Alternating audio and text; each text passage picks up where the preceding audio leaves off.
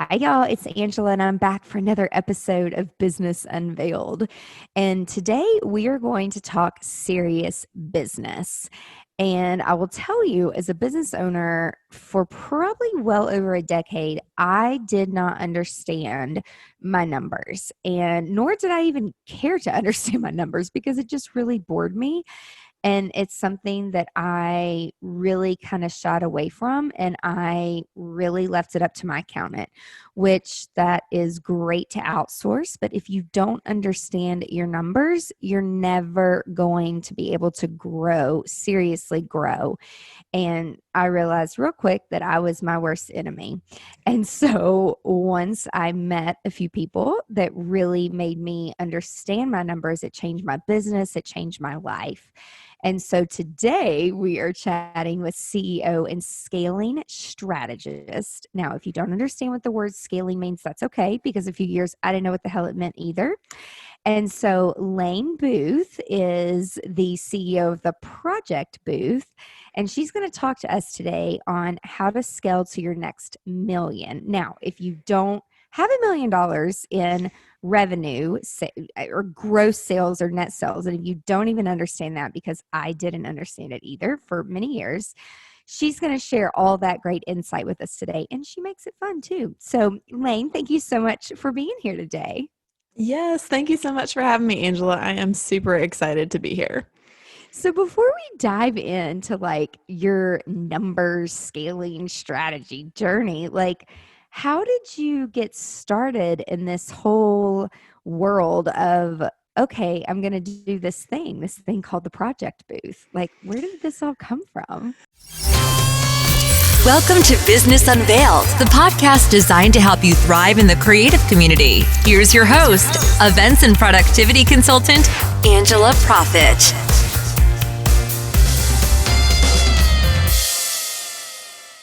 What's up, GSD leaders? Thank you so much for tuning in to another episode of Business Unveiled, where we share expert tips and secrets from top creative industry professionals. You know, we're going to take you behind the scenes of our experiences, share with you what we've learned from them, and how it's made us stronger. Because no one said it's easy owning a business, right?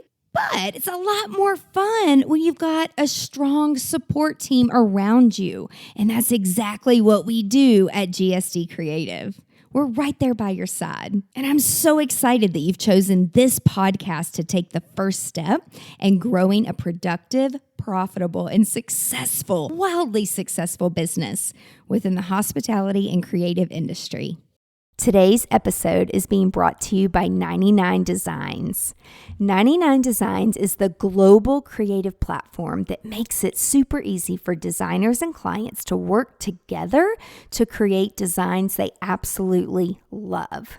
You can get creative concepts from a multitude of talented designers.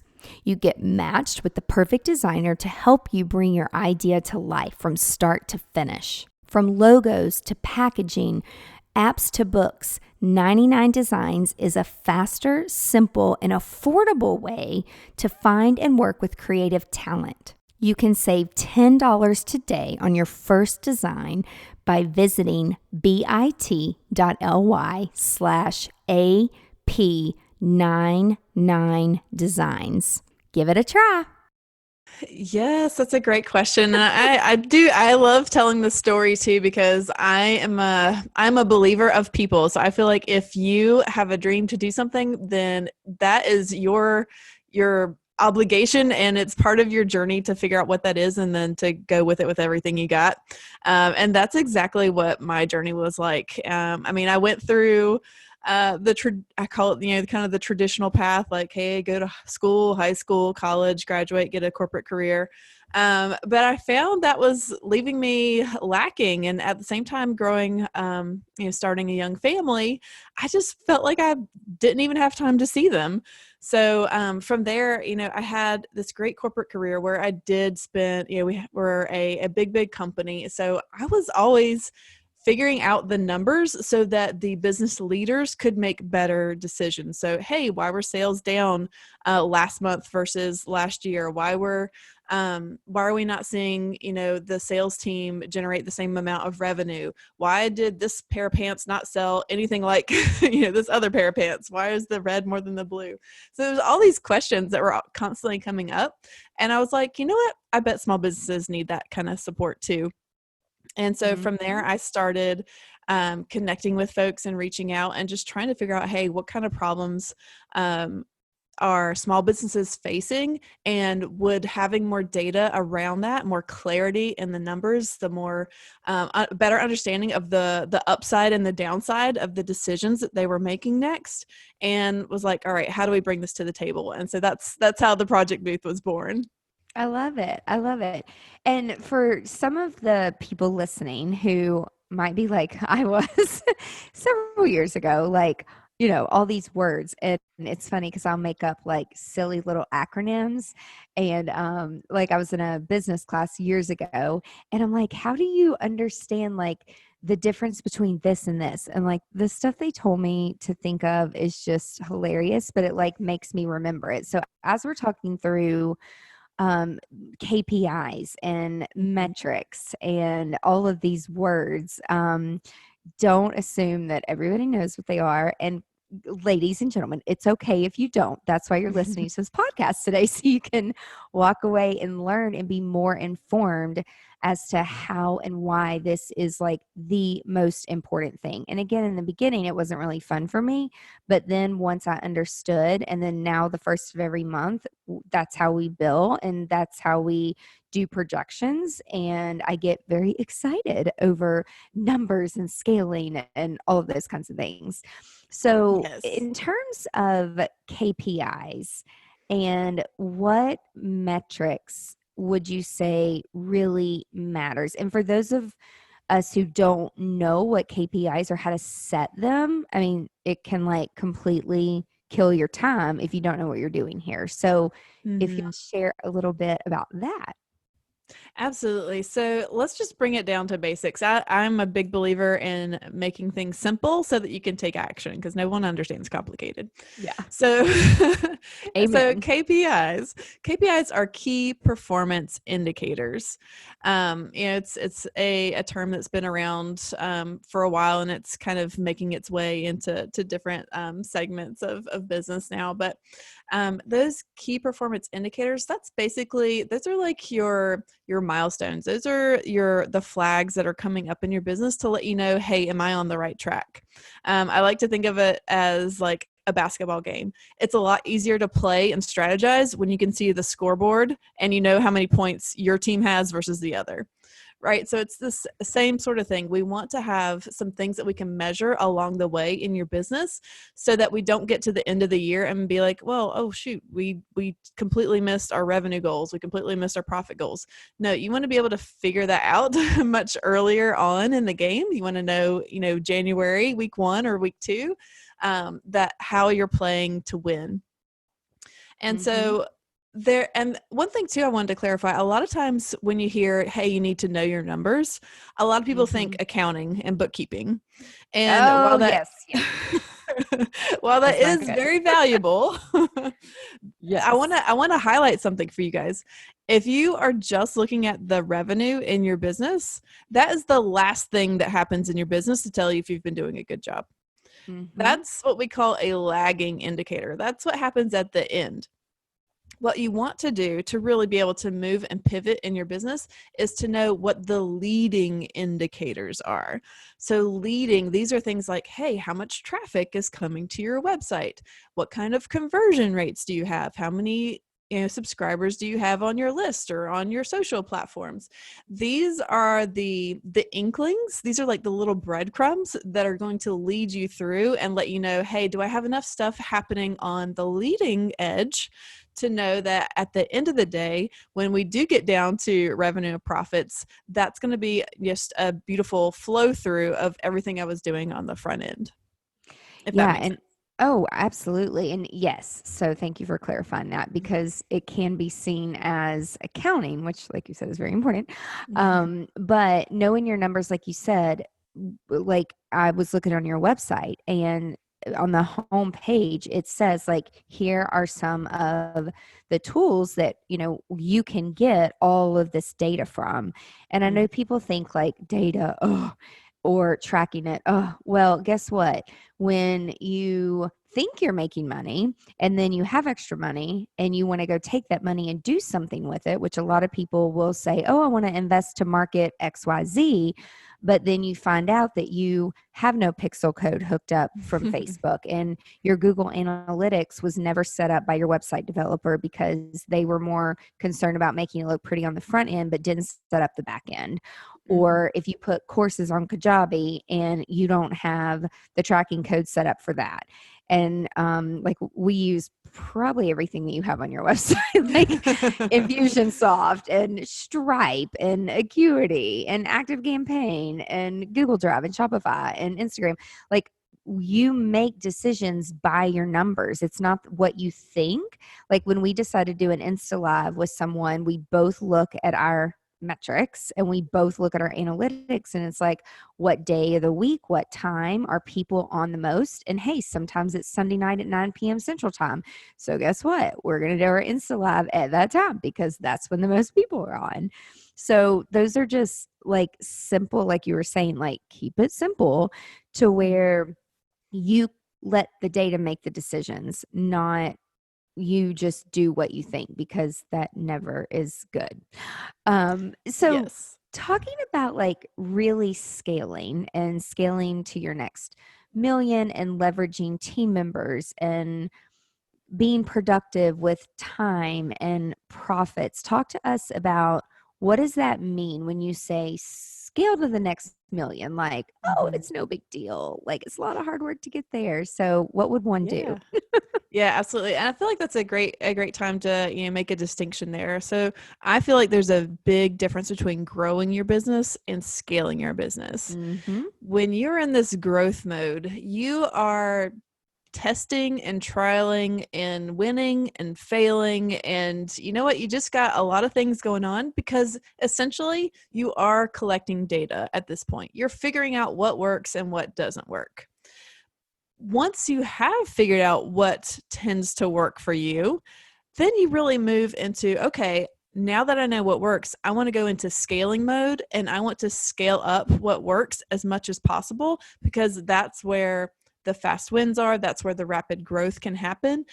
And absolutely, I can come back later and do some more testing and trialing. But once I figured out something that works, if my goal in my business is to make money, then I'm going to double down on what works. And I'm going to stop doing the stuff that really does not support my business, that does not support profitability. And sometimes it's stopping the stuff that just is such a time suck that it needs to be a parking lot item anyway. Because you, as CEO of your business, you need to have, that time, that cash flow, and that predictability to know that, hey, if I'm going to dump, $10,000 into ads or marketing, that it's going to yield me $100,000 on the back end. And how would someone know that? Like, just for example, like if I ran a Facebook ad and I spent $10,000 a week on a Facebook ad. If I'm making X, then I'm winning, right? This is such a great example. You know where I'm going with this, so I would love for you to explain and elaborate. It's funny, I've got some Facebook ads that I was tweaking over the weekend too, and it's funny because Facebook ads are actually pretty brilliant because you can track so much. So you can see from the front end, like, all right, how many people are in this audience? How many people can see this ad? How many people clicked on it? How many people did the next call to action? So it's pretty brilliant on how much you can track along the way. And that doesn't happen in a lot of other platforms, and it doesn't typically happen when you, as CEO, are really taking that 30,000 foot view and looking at your business. There's usually not that type of clarity there. So to share a funny story. So I was getting my ads up and running, and I just noticed the click rate was just abysmal. Sarah was like 0.2% or something. I was like, what is going on? And so that triggered for me. I knew that was a low number, And it triggered for me to go figure out how to solve it. And so come to find out, one of the pixels wasn't firing in the right spot. So after a few minutes on support, we finally got it figured out. So, but now once I got that fixed, man, the ads started to start running and they started to creep up. So now I'm at the spot where basically that's a perfect scenario of, hey, are things running? I like to think of it as like a stoplight. So am I in the red? Am I yellow? Am I green? Like green, everything's good. Yellow, I want to keep an eye on this. Red, like, hey, we got a caution alarm here. We need to figure out what's going on. Yeah. So, and you want to have that at different, places in your business too. So like with your question, Angela, with the marketing, like, hey, if I'm going to spend $10,000 on this Facebook ad, how much am I seeing in revenue? And be careful, is that revenue coming from the Facebook ad? Because sometimes if you don't have it tracked all the way through your funnel, you might have, other ways of generating revenue that aren't necessarily for that ad. But if they are, then heck yeah, I will spend $10. I'll spend $1 every day for Mark Zuckerberg to give me 10. And let's just keep that gravy train rolling. Yes. And that's what a lot of people don't understand. And so I have been learning so much about it, and it is not that easy, peeps. Like it is so, to me, I'm like, this is so hard, but people who like love numbers and love data, they eat this stuff up. And for lunch and dinner. Yes. And it's like fun. It is fun to understand. But like when I have a Facebook expert, with me on the phone or Zooming, and I'm like, oh, that's what that means. And so they're like, some people just throw it around like, yeah, we spend 10 grand a week on Facebook, which seems like, holy moly, that is a shit ton of money. But if you have a course up and you're making 20 grand, and you're at least making 50% of what you're putting out there for your marketing dollars, why would you not? And it takes money to make money. So that's where, but I will say too, like it took us a long time to test and test and test and test. And so many times things were not set up appropriately. It was my fault. But I was like, I got to get somebody who like can teach me or know, because and they keep changing stuff. But what are some other great tools that business owners want to pay attention to, like outside of the Facebook metrics? Yeah. And that's a great question. I get asked this question a lot, actually. So, one of the best things you can do if you don't have this set up already, if you have a website, which everyone should be raising their hand right now, right? Yes. If you have a website, you need Google Analytics hooked up to your website. I think I even heard you talking about this on a recent episode, Angela, with someone. Yeah. This is such a wealth of knowledge. This can tell you where, yes, free. Yes. Yeah. So please hook it up. It doesn't cost you anything except for maybe 5 minutes of your time. Pick a YouTube, how-to thing and you're good to go. Yep. So this tells you where traffic is coming in. So you can see the results of your labor. So, all right, I'm doing 1,000 posts on Instagram. Like, is that generating traffic to my website? Is that what I wanted Instagram to do? What's happening on LinkedIn? Is that driving people to my website? You can really see all from one hub. Where is traffic coming into your website? What are they clicking on? What's resonating? What are the most, viewed pages? And from there, man, it's a lot easier to, we actually had a client the other day where she has a lot of different things to look at on her website, but man, her blog is really crushing it. So when we see, hey, where's the traffic coming from to her blog, and we see, oh man, Pinterest is just really, really amazing at generating traffic and also click-throughs to the products that she offers.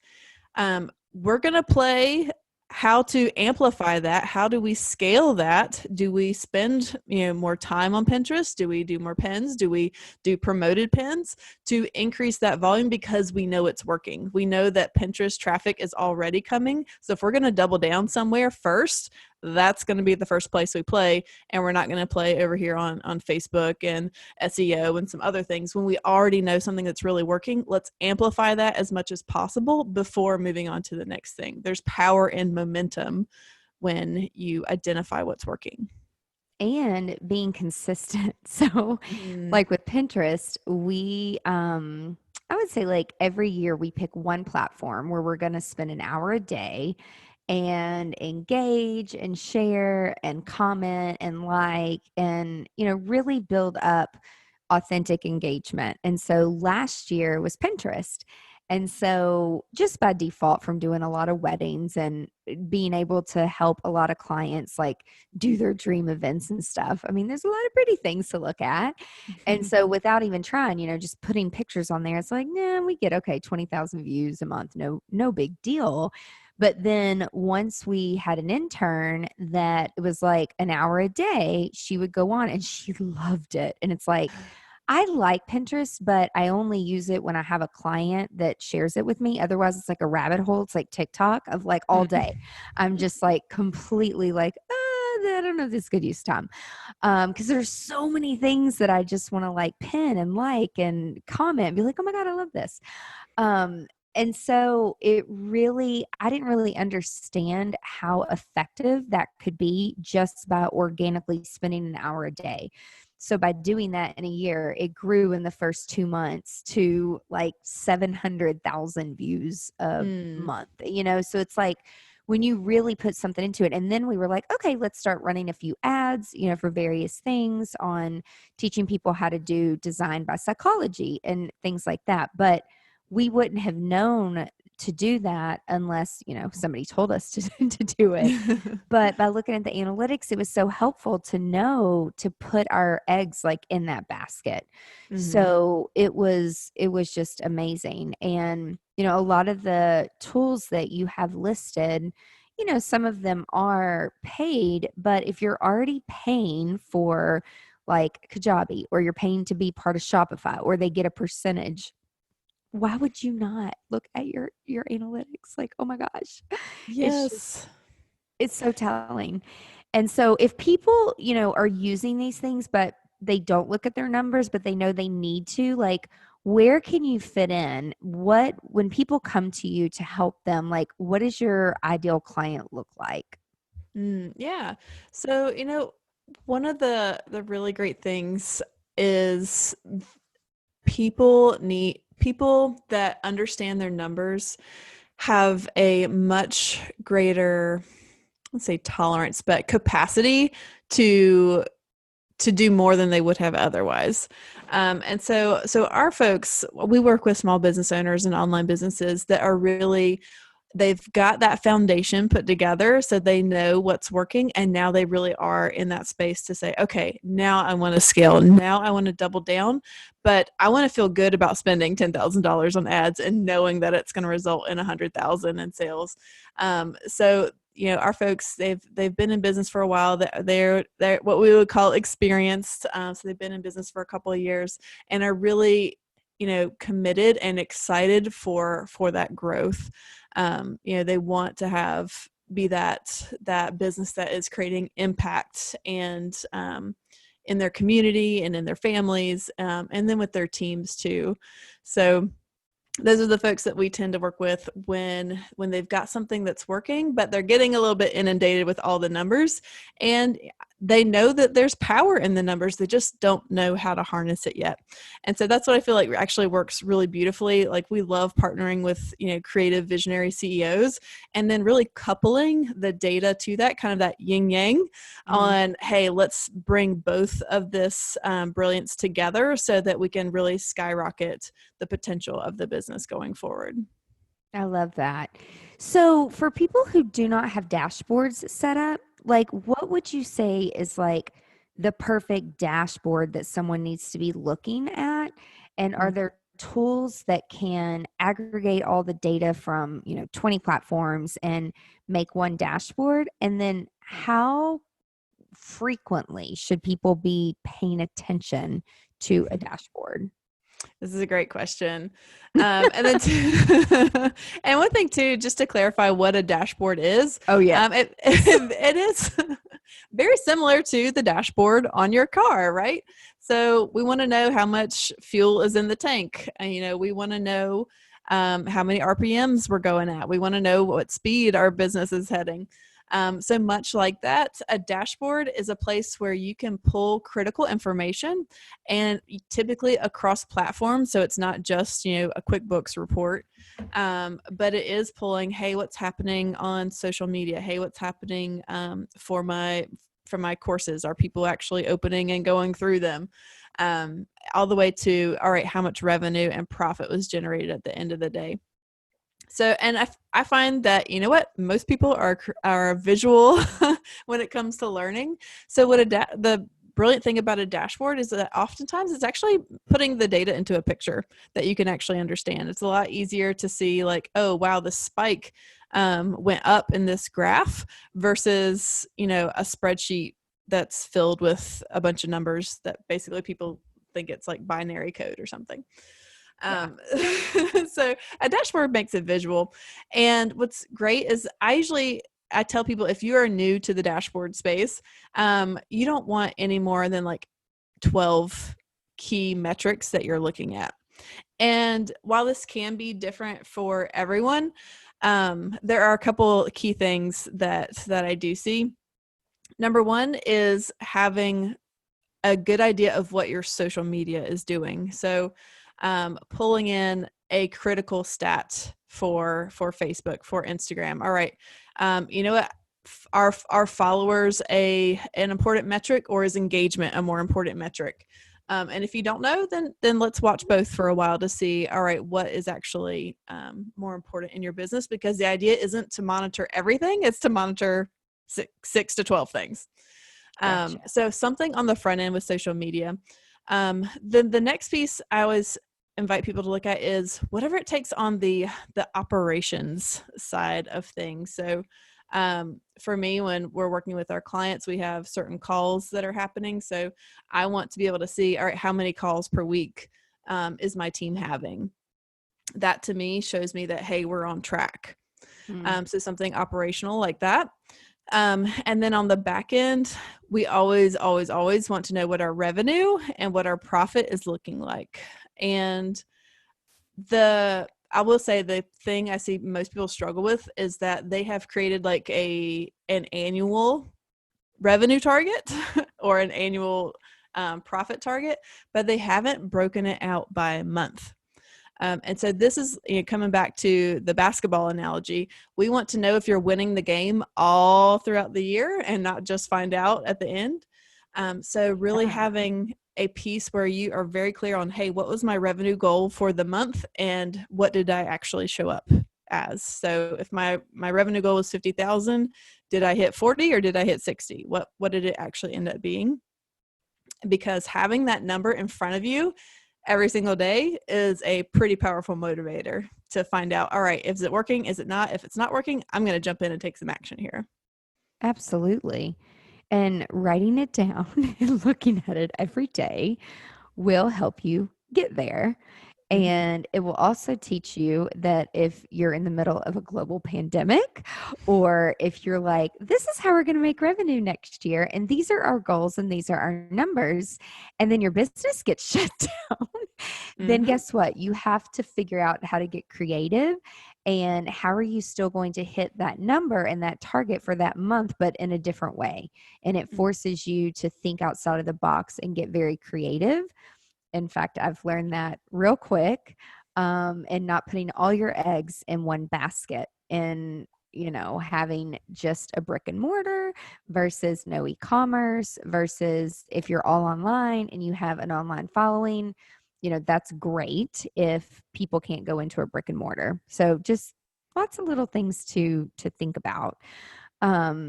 Well, how would you, if someone came to you and said, okay, I want to leave my job because I want to start my own business, how would you tell them to transition? Like, what are the things that you would want them to think about? Yes. And you know what? I did this exact thing. So I'll speak from experience on this one. So for me, I knew what I was making in corporate. And so the first thing was, what was the revenue I was going to require to live on to support my family in this transition time period. So, if I had an idea of what that looked like, then I could back into a lot of the other pieces. So the number one thing would be, all right, what is the revenue that you need to generate? And then figure out what it is that you can offer, to your audience, and what problem can you solve through that offer. Because from there, it makes it pretty simple. So if, your goal is to make, $100,000 your first year, and you have a $1,000 offer, all right, we need to sell 100 of those throughout the year, and let's break that out by month. So I feel like, the biggest piece is really just that initial planning step, to get really clear on the numbers you're going to need to make that transition. And then the next step is honestly just connecting, building relationships with people that are also serving that clientele, so that you get to know the next person and the next person, that eventually becomes your network, that eventually people can talk about you when you're not there. They become a bit of your sales team, and figure out how to tap into that, because that human to human interaction is still, the best way to get that visibility early on in your business. For Yeah. sure. And you personally, I know, I mean, working nights and weekends, and you're pregnant while all this was happening Yes. too. How was that? So yeah, so it's funny. I had people, I was starting as a side hustle, so I wanted to validate my offer. And so I found like a first couple of clients, and then I was like, okay, I think I'm ready to make the leap here. I feel like, we've got enough savings pulled aside. And then like the next day, I was like, I feel like I should take a test, and find out we're pregnant. And so Oh my gosh. I had plans of like, pretty much giving my notice within the following month or so. And I was like, all right, we're gonna have to tweak this a little bit. So I did stay on a little bit longer to bridge that gap and save up a little bit of extra money. But the thing for me was, I was so committed to the outcome, not in the next month, but the outcome 10 years from now. I was just really excited to build something that was mine, to build something that had impact and freedom for my family going forward. I mean, my first daughter was the reason I got started. My second daughter was the reason I had to really show up and make it happen in a quick time period. Like, thanks, girls. Yes. Mommy's motivators. I love it. So yeah, that it was definitely a challenge. And honestly, looking back on it, I'm like, man, I'm like kind of a badass. Like, Yeah. how did that even happen? But I remember in the moment, like, I just had my eye on the prize the whole time. There were going to be ups and downs. There were going to be wins and fails and struggles. But I definitely had the mindset that if I was going to have challenges, if I was going to fail at something, then that also meant I was learning from it, and I was going to be able to do it better next time. I love it. And that was a big distinction that I feel like a lot of people can lose when it gets hard. Yeah. And it will definitely get hard, but it's when you have that commitment to what you want long term and not the short term that makes all the difference. I love that. So for people who are getting into or involved in, or they have no idea what a funnel is, and I know that you're known as a funnel leak fixer for like people who want to do online courses and online programs and products, and for people who are listening that are selling things online, or they're creating courses and they're trying to sell things online. What are some just things that you have experienced with your own clientele where I mean, you already shared one where you noticed that you knew something was wrong with a number on Facebook and you went back and looked into it and the pixel wasn't firing. And so, what are some common, I wouldn't say mistakes, but opportunities where people who are dealing with funnels or they want to deal with funnels, what are some of the common mistakes that you're seeing? Yeah, this is a good question, Angela. So with the funnel, I mean, just to break it down, basically the funnel is, hey, how do I attract, how do I bring in traffic to, let's just say to the website. So how do I generate traffic? How do I convert traffic into a buyer? And then how do I deliver on that promise on the back end, right?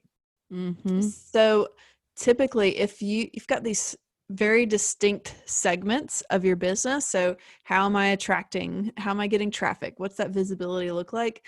There tends to be a place to optimize in those segments. And so that's where the data really shows its power. And hey, if I have a traffic problem and I know that, hey, I need 1% conversion rate, or I know I need 1 million views this month to be able to generate the traffic to my website. If any part of that is broken, then it's real clear to be able to pop in and say, okay, how do we fix this problem? And then on the flip side, if it's running beautifully, how do I keep the CEO that usually has tons of brilliant ideas? How do I keep them from not disrupting this so that it continues to work really well? And so there's typically, once you break down the key processes in the funnel and you set those KPIs, what are those key performance indicators? What do those numbers need to look like to know that we're winning? Then it's basically it can be almost like a monitoring system where it's like, okay, this is firing. Oh, nope, we've got a problem here. So by breaking it down into those pieces, it allows you to fix certain areas that might be broken without disrupting the next stage in the funnel. Does that make sense? Oh, yeah, absolutely. I mean, we've been working on funnels for years and learning them in Infusionsoft, which I don't recommend starting off that way. It should have been, I feel like I should have started at like Lead Pages and ClickFunnels and Kajabi and then working your way up. And I just like went in head first and really started to understand and dive into what all of that means. And again, especially when business owners have to pivot, and it can be very expensive to pay someone to build out funnels for you. But what I find is like people don't even know what the journey needs to be because they don't look at their numbers and the analytics. So I just wondered, like, is that a common thing? Like, do you have to go through and teach people like what that all means? Or do they come to you and they're like, okay, I have a built funnel, but something's not working. Can you help me?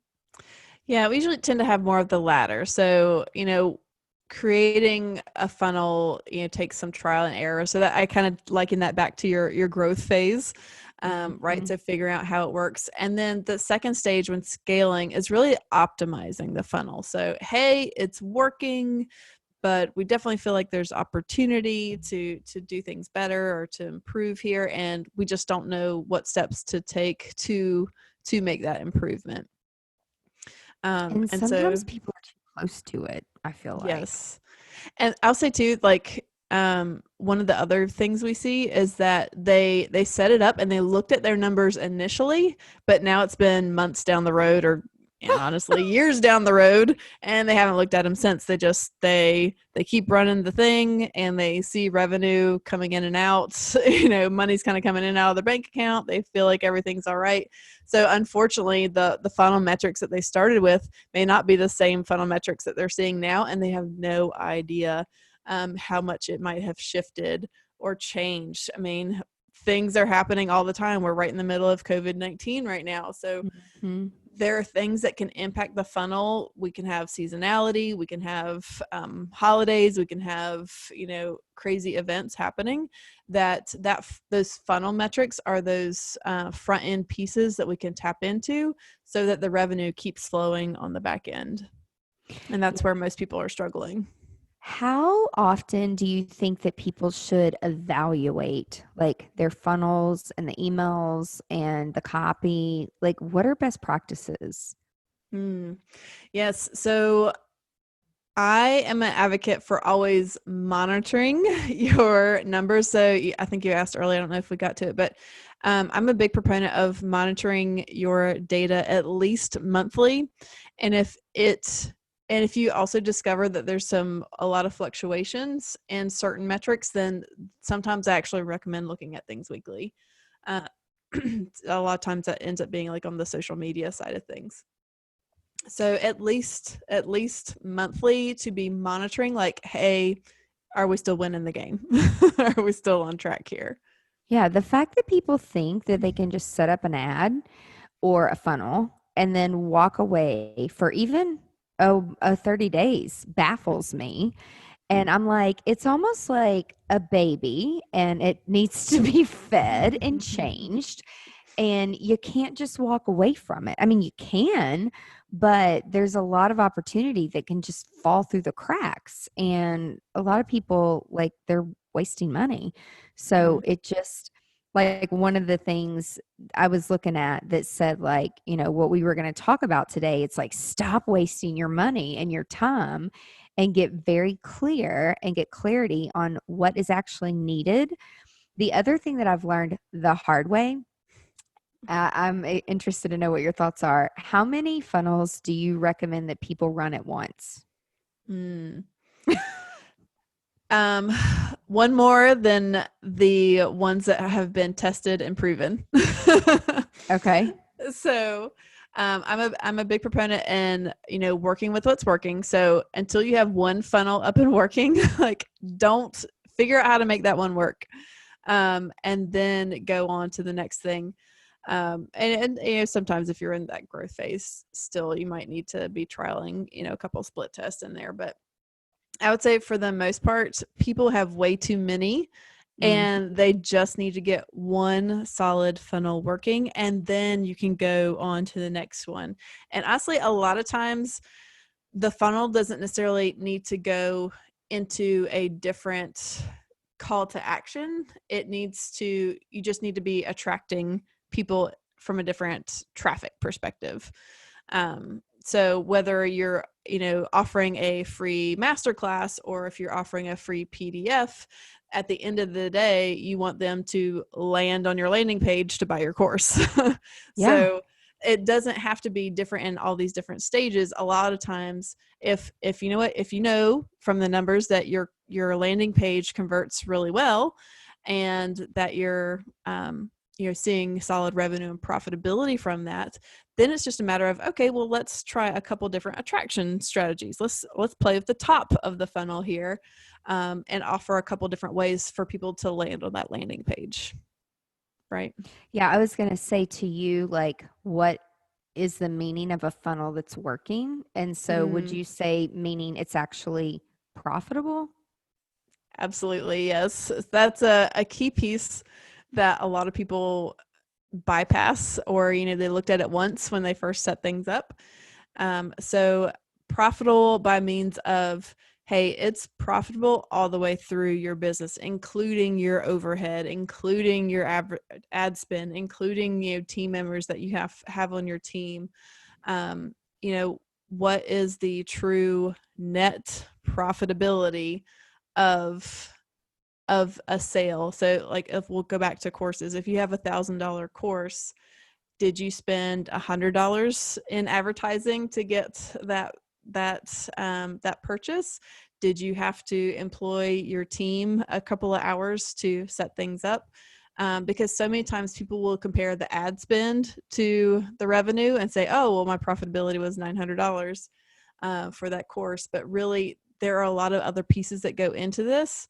And that's where I see a lot of the breakdown happening. So you really need to make sure that your funnel is profitable once all of the expenses are really tallied in together. And that's kind of that costing and that profitability analysis that really does need to happen, so that you don't end up spending thousands and thousands of dollars and actually see your bank account go into the red because, hey, it's working, people are buying, but you're actually outspending it and you're spending too much on creating it versus the profitability that comes out on the back end.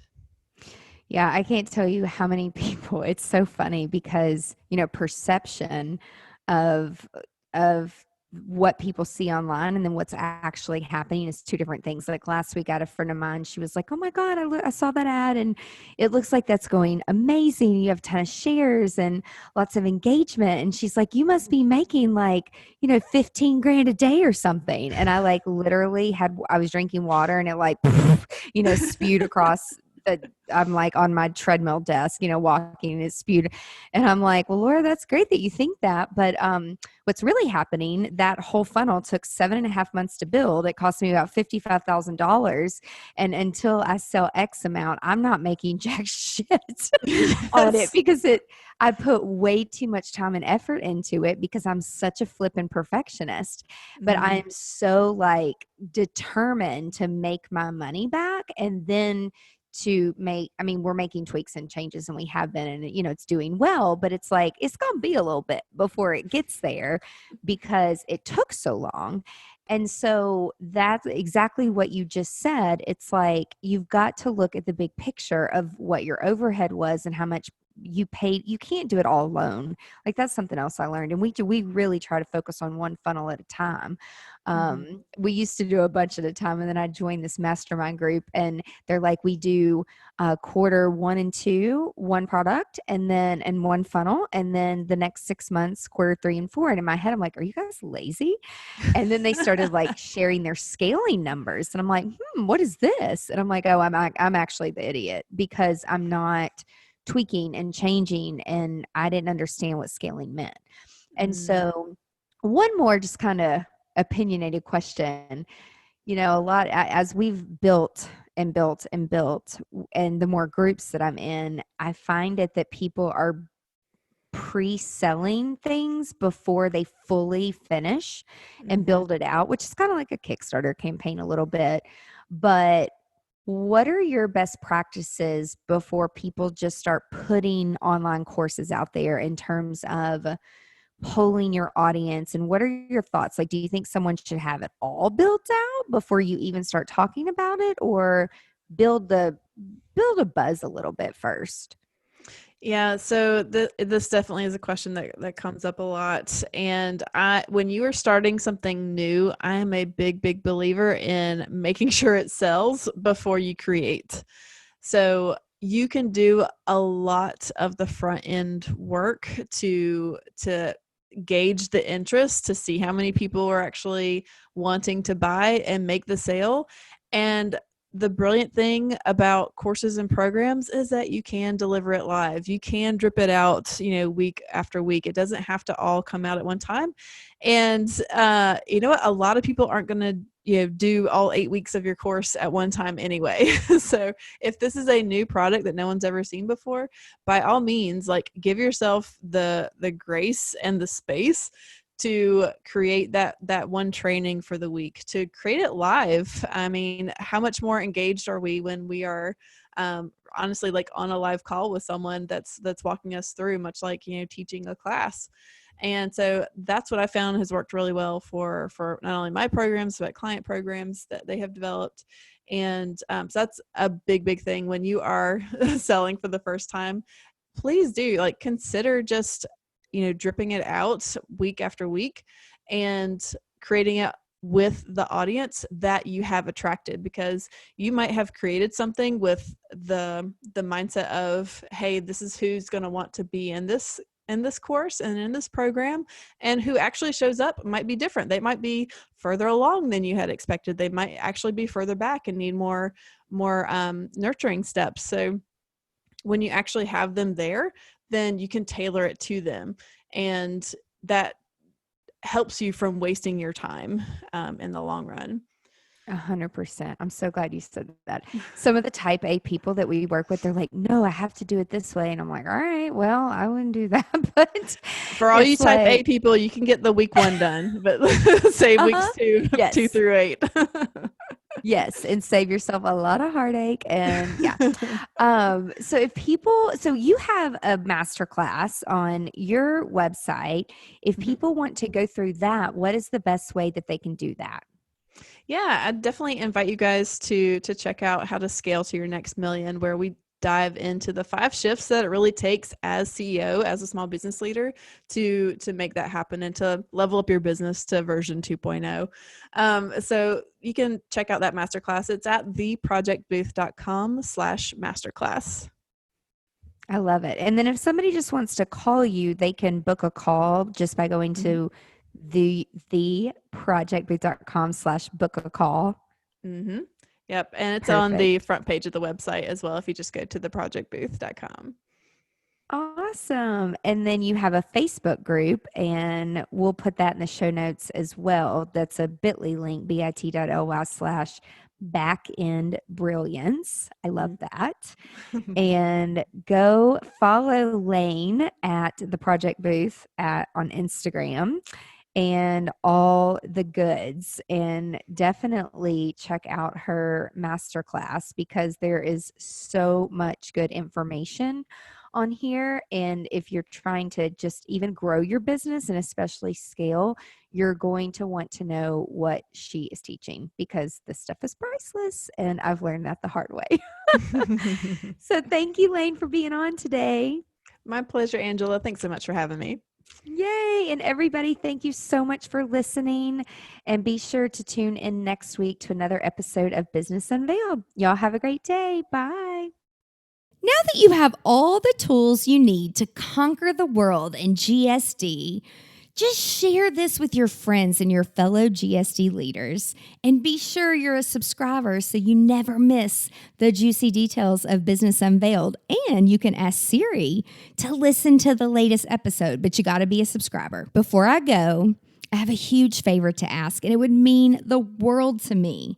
While you're listening, snap a quick screenshot, post it to your Instagram story, tag me at GSDleader_, and share with me your top takeaway from this episode and how it relates to you. Until next time, remember, stay productive and profitable.